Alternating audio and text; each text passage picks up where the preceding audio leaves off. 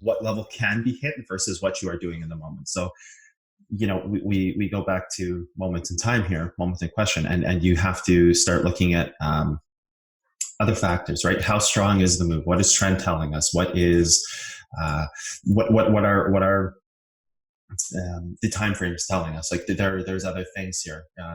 Are we in a small move off of a large uptrend? Like, so for example, this little thing, we actually already did this, so I can just mark that.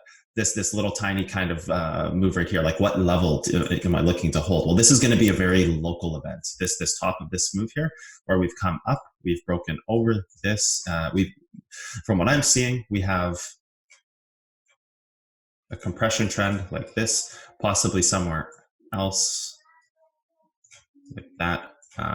Possibly that could be one layer of a compression trend. I haven't really charted this enough to look fractally, because you have to also break these trends down fractally. But say we have a compression trend. Let's pretend this is correct, and it very well might be.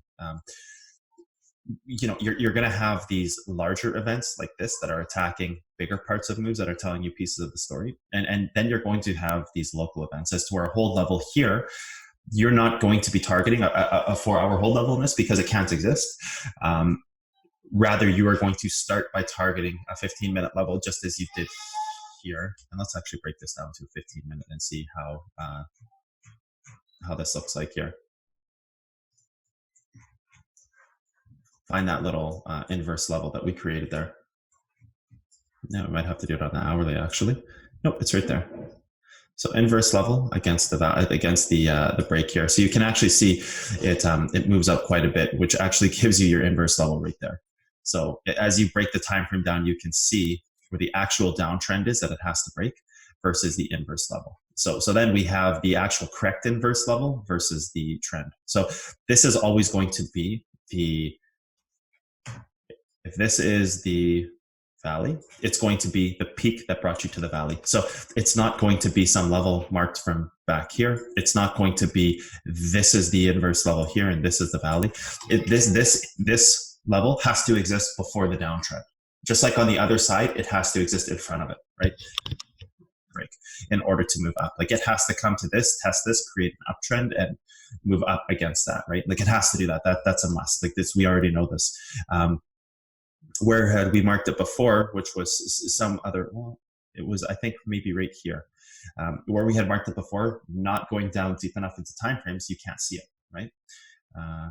You won't be able to see it. So now we just have the inverse and the actual valley that has to break in order to come up. And then even here would be this is probably the start of the larger valley, which is where you see swing, or sorry, a smaller valley, which is a smaller time frame, larger valley. This is where you see swing highs get attacked, is because they're still valleys. It's just they're fractal valleys. So this is always going to be that, or I should rather say this whole entire piece is always going to be the hold level to this valley's break. So it's always the peak that starts the valley. So it's this because it starts it. It can't be in front of it. It can't be this level. If it was this level, it would have to fractally be this valley, you see? Or if it was this level right here, it would have to fractally be this one right here. Right? Just like if it's this one right here, let's mark them out so I'm not hand drawing it.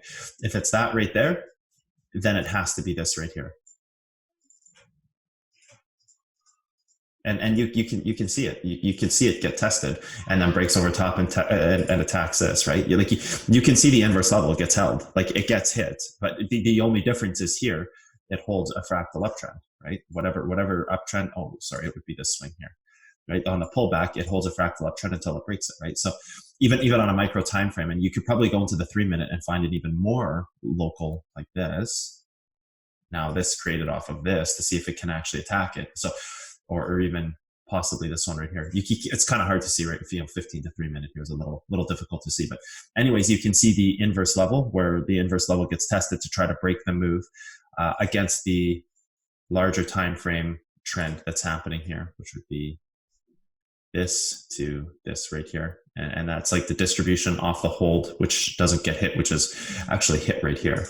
So this is just, micro time framing this to the extent just to prove a point. Like this is getting a little, overkill, but it still works. It's just, you know, how much you appreciate your brain, because if you do 3-minute time frames all day, it's not going to last very long. Tell you that from experience, Jesus. So it's always going to be this valley before it. So you can see the inverse level is even hit here, but that's just showing you that, step forward.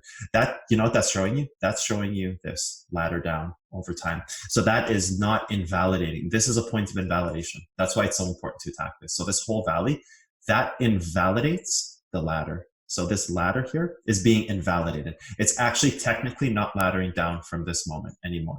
It's not laddering down. It's actually in an uptrend if it's doing that. It's just how long can that uptrend hold versus the larger target, right? Just like the same thing we see here.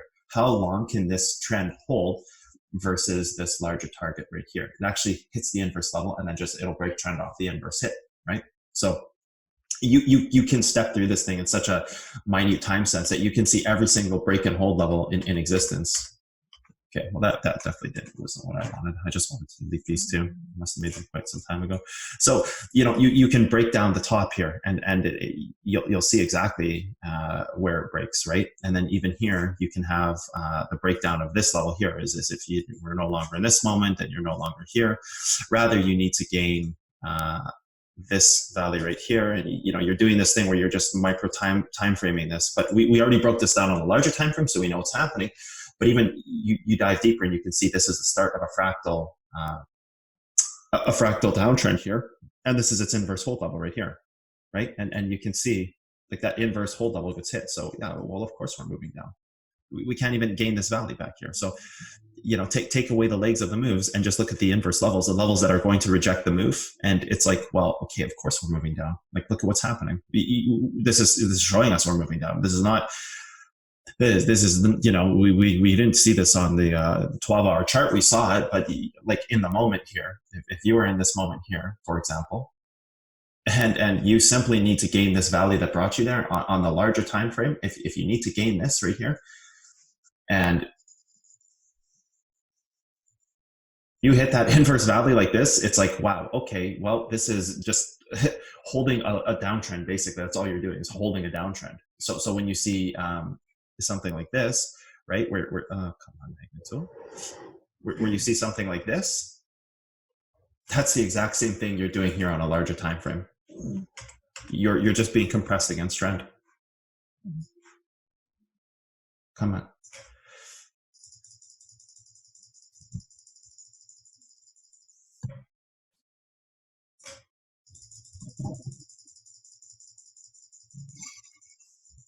All you're doing is getting compressed against trend when that happens. So it's about invalidation, right? In this scenario here, where you pushed up to this level, let's say we pushed up to this level. Oh, come on. Right there. At any point in time, as we step back here, if we had pushed up to that level, let's see what the effect it would have on the move, right? If you pushed up to that level, you'd be breaking trend, right? You'd be breaking trend, and actually you would be holding this right here. This hold level back here, you know, micro time frame this thing down, you would actually be breaking trend and starting your uptrend. Like so you actually did back test this hold level, which created this. Come on. Oh, Magneto sucks today. Sorry, Magnet. Right. So if you were actually to push that, you would have broken downtrend off of this uptrend that was created. And even this tries to create the uptrend here. Like you can see the hold level, how it's holding. Like it's trying to create an uptrend. This is what this is doing. It's trying to create an uptrend to break that level, but it's just not breaking. No matter how hard this thing tries, it is just not breaking this level. Like this is why it's so important for this to break, because this is what happens. You create these uptrends like this, these ladders, until eventually you get to a point where you fall through your uptrend, and then it becomes distribution. You know, this is breaking it down to a pretty extreme extent, but this is also extremely accurate and exactly what you see on moves that happens. Okay, so you continue to hold that level, fine. You've got this larger time frame here, like this. You know, now you're starting to probably look at a larger time frame trend, right? And that's the effect of time. That's why time is, you know, can be your friend or your enemy, because if this holds for long enough, you'll just end up losing other trends, right? You'll just end up losing them. This move is starting to get really squirrely because, you kind of zoom out on this move and you take this back to here and you go to a 4-hour chart now, right? Let's go to a 4-hour. Like, what does that look like on the 4-hour? The loss of a trend, right? Like, so then on these larger time frames, when we see these trends fall through and break, and then look what happens right after, because the hold level held this, and it's just like, how can you expect it not to go down if this is what's happening? Like, look at how long this hold level got held, but all that's doing is killing this trend. It's just destroying your trend. And then you go to these 4-hour things and you say, oh, we lost trend, we're dumping. And it's like, well, yeah, well, you could have saw it a lot sooner. You are correct. You are dumping there, but like there was a point where you just couldn't break the inverse level, and it was showing you that you were going to break the move. And then it's just, so often we look at these 4-hour trends and we say like, it's like, oh, of course we're going to dump. We broke a 4-hour trend, but inside that 4-hour trend, there's like a good 10 to 15 tests of an inverse level that just refuse to fail through it, even through like an insanely strong laddering. Hey everyone, how's it going? As you know, I'm now giving out some of this content for free that I was otherwise charging for the past little while. Drop a donation, subscribe to the channel, join Patreon. You'll get access to Discord. Great way. Lots of top level traders in there, people who are doing this for a career every single day. So go to Patreon, join a tier, get access to Discord. Go on Reddit, talk about future of trading, talk about the science of trading, talk about cotton candy, socials, everything you can. Let's help this thing grow. It's the way you guys can thank me for giving out this content for free that I was otherwise charging money for. So I'll leave a Bitcoin address on the screen. I'll leave the Patreon address on the screen. Just do something to help out. Okay, thanks guys. Take care.